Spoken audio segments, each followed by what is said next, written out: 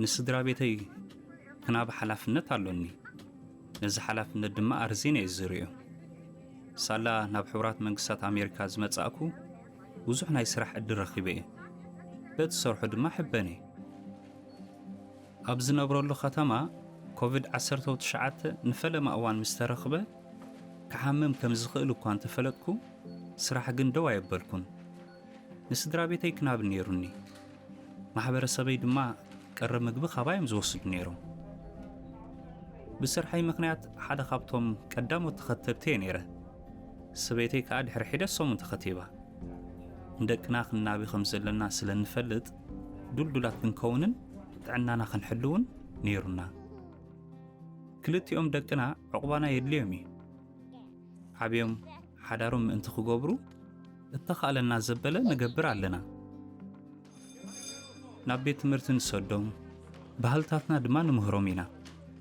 ክታበት ኮቪድ-19 ክወስዱ ኣብ ዝግቦም እዋን ኣኽቲምናዮም ኢና እተኸትቡ ቆልዑ ንኻልኦት ክሕምሙ ዘሎ ዕድል ጸቢብ እዩ በዚ ከምዚ ከም ናተይ ዝኣመሰለ ድኳናት ኣይዕፀውን ኣነ ድማ ስራሕ ደዋ የብልን እተኸትቡ ደቀይ ኮቪድ-19 እንተሒዝዎምን እቲ ሕማም ኣይብርትዖምን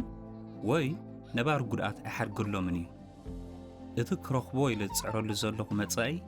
ክህልዎም እዩ ደቀይ ሕጂ ኾነ ምስ ዓበዩ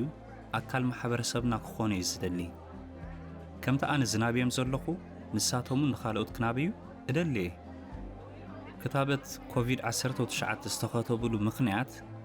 ንዓታቶም ክዕቕበሉ ዝኽእል ብሉፅ መገዲ ንሱ ስለ ዝኾነ እዩ ደቀይ መጻኢ ማሕበረሰብ እዮም ስለዚ ንዖም ዝዕቁብ ንኹሉ ኣብያተ ትምህርትን ኣብያተ ንግድን ኣብ ዝመጽእ ዓመታት ንዝህልዋ ስድራ ቤታትን እየ ዘዕቁብ ዘለኹ ጥዕና ውልድካ ሓሉ ጥዕና ማሕበረሰብካ ሓሉ ተኸተብ